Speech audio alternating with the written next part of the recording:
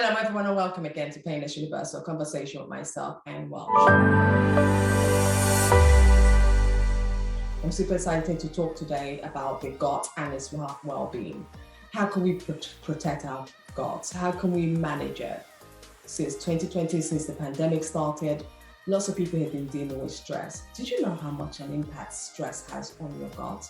My special guest today will be telling you about this and how we could control and make it much better for us so we can lead a happier and fulfilled life.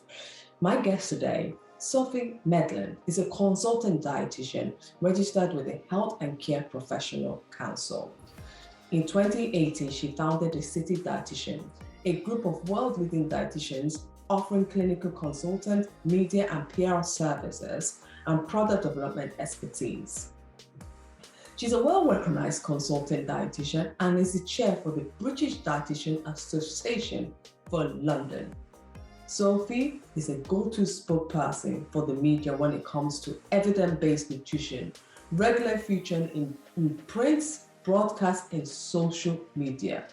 She has the specialist knowledge and skills in the management of medical conditions such as the irritable bowel syndrome and others. She works as a consultant in product development for the manufacturing of vitamins and probiotics and enjoys applying her academic research skills in the commercial sector. And I think this is so important because there's so many vitamins out there, but when you have someone who is a specialist in that area, they really understand how not just to make it a business, but also make it vital for us. So we know what we're taking and making sure that this we're taking adds value to our life.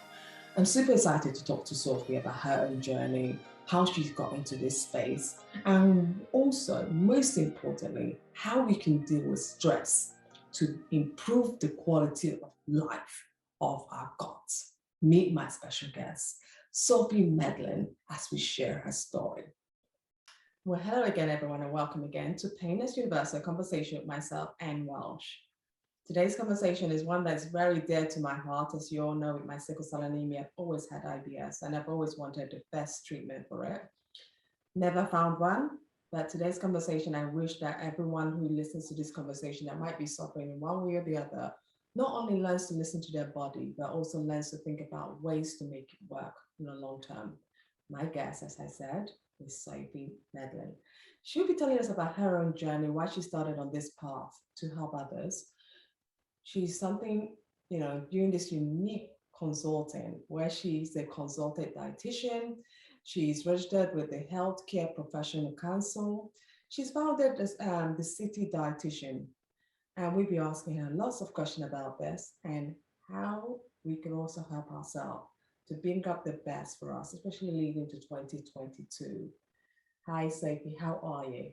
Hi, Anne, I'm really well. Thank you so much for having me. Oh, really glad. I'm really delighted because a lot of my listeners, before we had this conversation, I sent out a message out there saying, guys, I'm having this conversation specifically on relating to diets, to the way we eat, the way we feel. And it's not just about losing weight, because when anyone says diet, I think it's just about losing weight. But I realize now diet is also about how your tummy feels, your gut and mind feels inside. And you've been doing this for a very long time, but before we get started into all of that, who are you?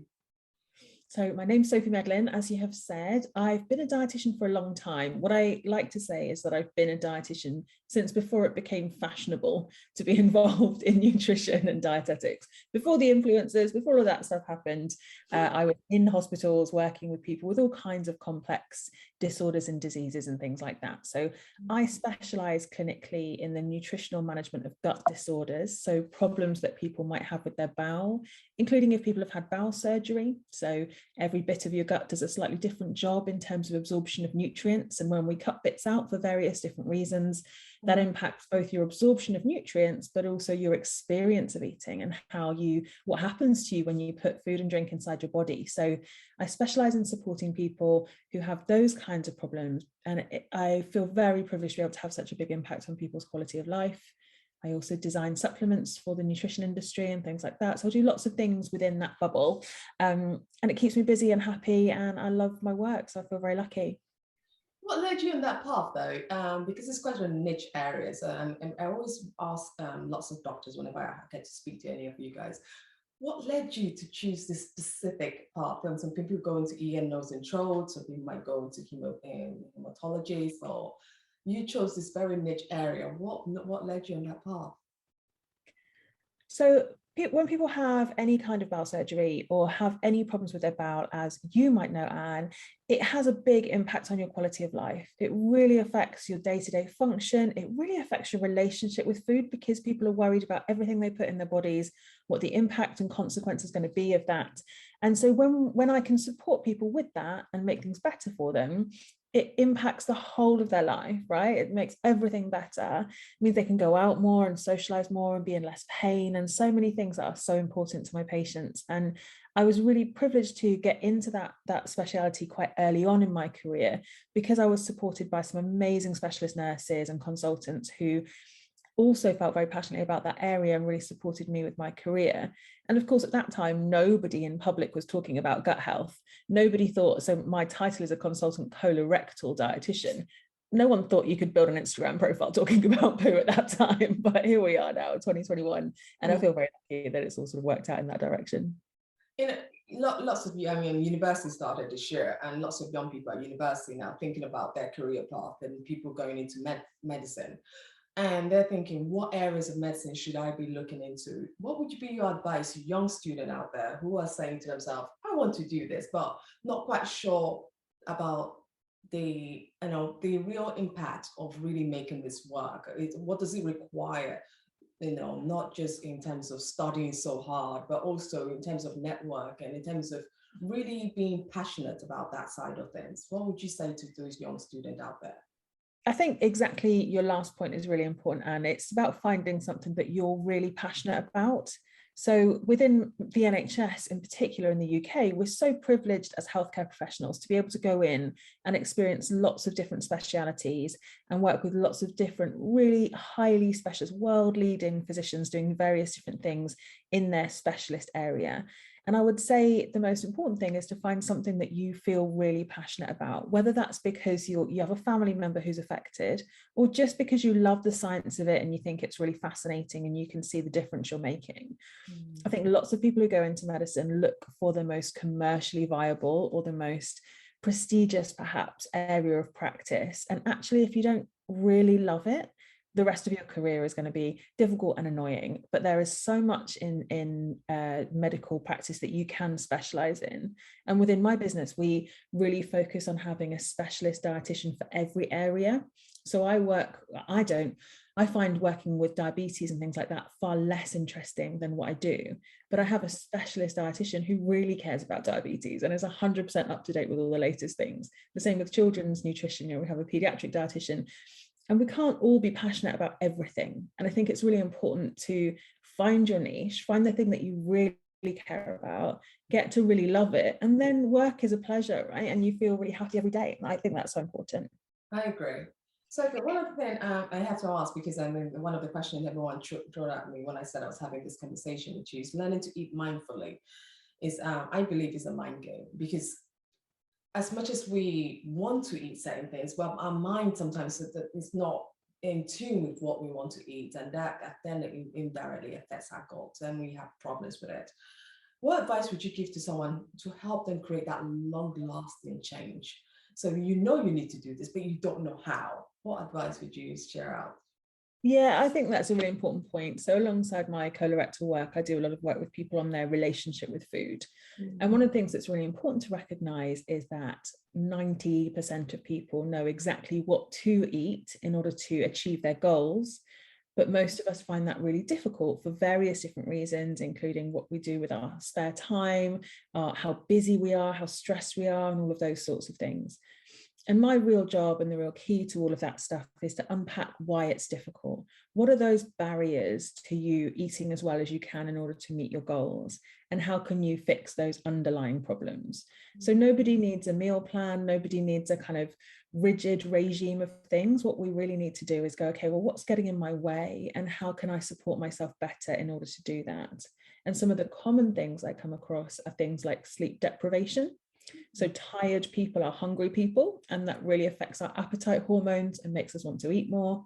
Stressed people are hungry people, again upregulating our hunger hormones and making us want to eat more. Some of those things that are nothing really to do with me telling you to eat more fruit and vegetables, you already knew that. It's about us finding out why it's difficult and unpacking those things. And unfortunately, because of society we live in and the pressure that we all have for this kind of thin ideal or a particular goal in terms of aesthetics of our bodies, lots of people are going around really hating their body and talking very negatively about themselves, which inevitably, despite you wanting it desperately to make you want to eat less potentially, it makes people want to eat more, because those negative thoughts and feelings about yourself don't make you want to nourish your body properly and take care of yourself.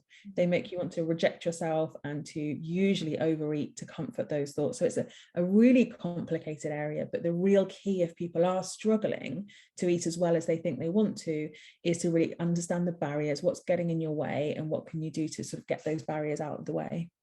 Can we set clear goals? For example, if I said to myself, I want to achieve this by this amount of time. For example, I know a lot of people with sickle cell anemia have the irritable bowel syndrome.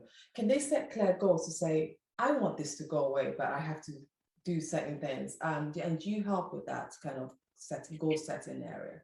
Yeah, 100%. So when I'm working with patients who have a medical condition, it's slightly different. So we would say, okay, this is the best treatment diet for you. What can I do to help you to implement that as easily as possible into your life? So we do all this research as nutrition professionals and as dietitians, we do a lot of research and we go, here's the ideal diet. But of course, you as an individual have all of these things in the way of you being able to do that successfully, or as successfully as that we would like you to from a research perspective. So then we give you as many tools and tricks and things that you can do, or we might adapt that diet slightly to your lifestyle, certainly to the foods that you enjoy eating and all of those things, to make it as accessible as possible to you as an individual so that you can have success in the treatment. You were talking earlier about stress. And as much as many people want to believe that, they don't, people still find it difficult that stress has a lot to do with the way our bowels feel, especially when they're going through a difficult time. They might be going through any kind of different changes in their life, pain. How does stress affect? I know you talked briefly about it, that it does affect our appetite and to make people eat more, but why does that truly happen? Because it's something I'm confused about. I'm like, why should I eat more? Why should I eat less when I'm stressed? Has my stress got to do with the tummy? Yeah, so some people eat more when they're stressed because of the fight or flight hormone. So cortisol, our stress hormone, is telling our body that we're going to need to run or fight. Okay, so for most people, that means that their body is telling them to fuel up to run or fight, especially in those chronic stress situations, which so many of us exist in now. So that upregulates our hunger hormones in our body and says, eat more, because in a minute we're going to run or fight. And it also gives us more of a chemical reward in our brain when we do eat high fat and high sugar foods in particular. So in those moments of stress, your body really wants foods that give you lots of very readily available energy. So high fat, high sugar foods, high carbohydrate foods, those kinds of things are the things that your body is calling for, and the things that give you the biggest chemical reward in your brain when you have them under conditions of stress. The other really important thing in here is your gut-brain axis. So how your gut and your brain are talking to each other, and they're talking to each other all the time, not only through our nervous system, but also through the microbes that live in our colon. So in your colon is billions and trillions of bacteria and other species of microbes, and they are sending communication messages to your brain all the time, telling you to eat more, eat less, and all sorts of different things. And within our stomach, obviously we've got stomach acid. When we're stressed, that upregulates, so we produce more stomach acid in response to stress. Our digestive enzymes speed up, our bowel itself speeds up, and that means that we're getting delivery of more substrate to those bacteria that can then drive IBS type symptoms. So essentially in stress, everything's a bit quicker, and everything's telling us to eat a bit more and move everything a bit quicker. And that means that our bowel can be more irritable during times of stress and other times as well. And that can impact people in different ways. Some people get constipated, some people get diarrhea. We never really know which way it's going to go for an individual, but most of us will experience some kind of digestive disruption during times of acute and chronic stress. Well, thank you so much for answering that, because I think this is so much, that's a critical pain, that stress pain is what so many people are going through right now. And a lot of people are not quite sure, is that anxiety of what's going on in Britain right now, and the world at large. People are not quite sure what's triggering it. And the worst part of it is the effect it's having on us. And we need to fix that. And the sooner we understand how to listen, how to pay attention. I just have to ask, how do we listen? Like when we start finding those trigger signs, okay, I'm getting stressed now. How can I listen to myself to understand that let's not make this worse. Let's not make this worse on our gut. What can we do to do that? I know it's just a crazy question, but this is it's so important. It's a great question. I think there's two parts to it. One is that when we feel, so people who do have, for example, a gut reaction to stress, or who get migraines when they're stressed, or who get any other physical symptom of their stress, in many ways can be grateful to their body for it telling you. Because I don't know this for sure, but I would hypothesize that there are other people who don't feel those physical symptoms. Their stress is internalized, and we may be able to see it on, if we looked on MRIs or PET scans, but we can't physically, they can't feel it in themselves. And that might mean that their blood pressure is higher, that they're developing other complications that won't come out until much later in life. And one of the things that can be quite helpful to do is just go, okay, body, I'm listening to you. Thank you for the signal. I will try. Be kind to yourself. Speak kindly about yourself. It's so difficult that, so the other side of it is that it's so difficult to get on that treadmill, off that treadmill, when you're running at 100 miles an hour and your body goes, I can't deal with this anymore, right? So it's difficult to then get off that treadmill. A lot of that work is about you having a good day-to-day stress management strategy that you implement regularly in your life, so that it doesn't get so bad that your body is cross with you, okay? So that might mean that you take 2 10-minute sessions a day, for example, do some guided meditation, for example, do a bit of stretching, do a couple of moments in the day that just let you tune into your body and go, okay, how are you feeling today? What's going on? What do I need to do? I've got a lot to do today. What am I going to do to look after myself? And again, I appreciate that feels impossible when that life treadmill is set at 20 miles an hour. But if we can do that regularly and set that as a habit during times where maybe stress is a little bit lower, you will reap the benefits when the stress is higher, and your body will be able to cope with it better. Another thing is the plant-based diet. It seems very fashionable at the moment. So many people are going on this verge and saying that they want to protect the climate, that this is something I want to do. I want to contribute to. I want to do my own work for the future generation. Can we really thrive on a plant-based diet just from what you're doing, and is it really good for our guts? Great question, and a controversial question. So I know, but you know what, I'm not a vegetarian. It's not an area I would love to look into it. But I have to also think about my health. Would my health cope if I go into this path? So I'm doing it I'm asking this question based on me, who has chronic conditions, sickle cell. And if I say to you, I'm going to be all plant-based, do you think it really would work for me? Or would it, that's it. So answer it based on that. So it's not too controversial. If you put it on me, I think it should be.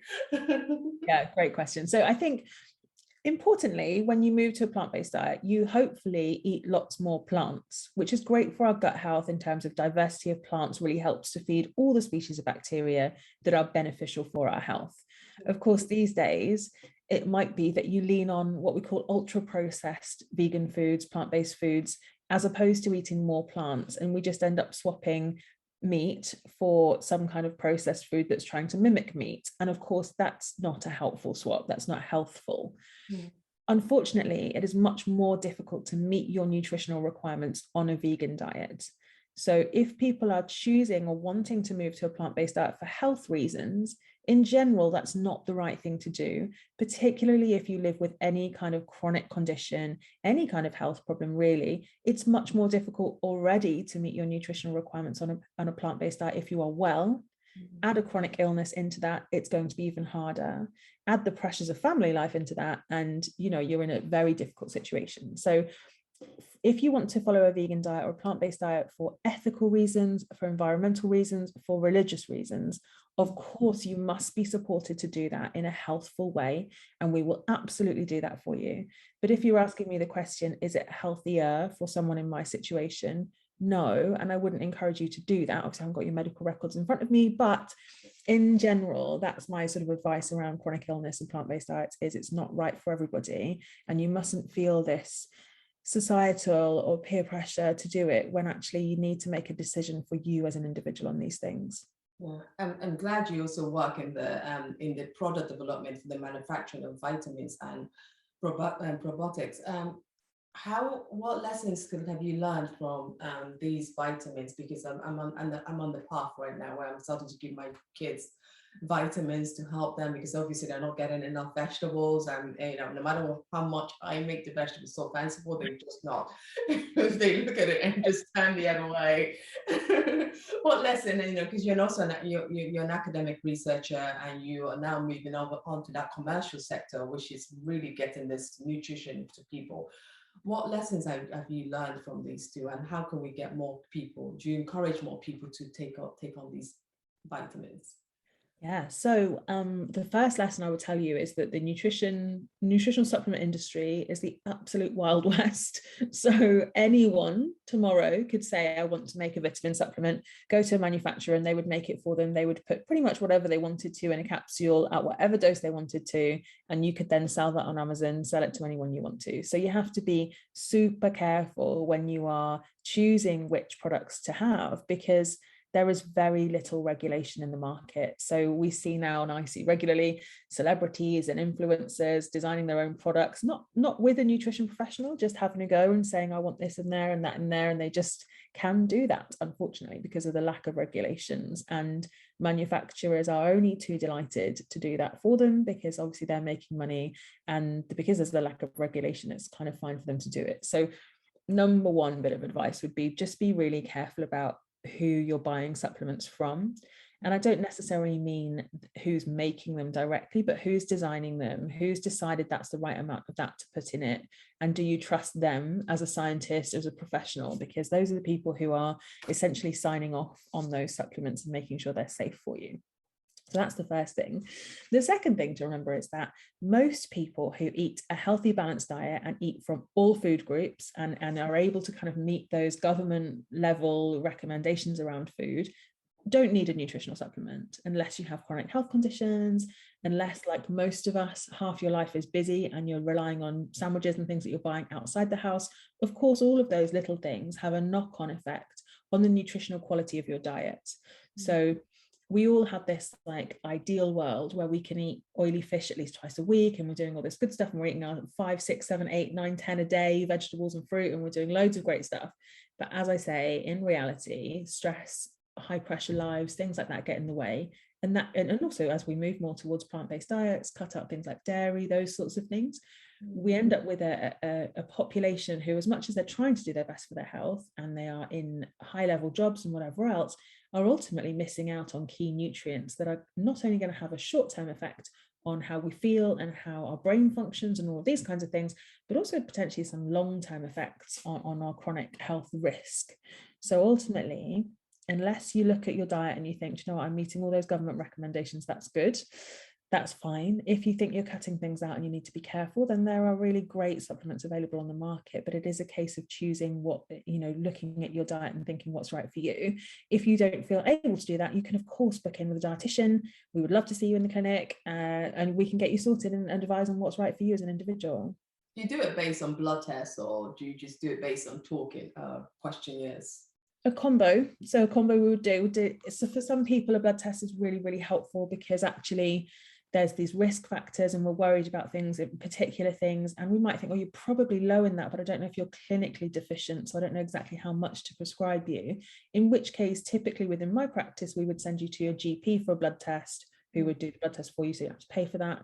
We can, of course, have private blood tests done as well. But for the vast majority of people, we can just say, okay, well, looking at your diet and the things that you're cutting out or the things you're not getting enough of, you probably need some more of these things. Wow, that's great. I didn't realize about the dietitian, but about the regulation and the pills. Not, that was not known to many people. You'd be surprised. Not many people know about this. I find a question because I know how busy you are, and I'm so delighted. I'm really super delighted that you took the time out to take and talk to us and give us this, real lecture about everything GOTS. As a dietitian, what would you recommend that people do to improve their quality of life? Oh, great question. So I think that there key things, obviously, well, the main thing you can do from a nutrition perspective is try and eat more plants, wherever those plants are coming from, whether it's adding a bit of lentils to your rice or whatever it might be. Try and really increase that plant diversity in your diet. I would say focus on that stress management, really try and do things for yourself to look after yourself.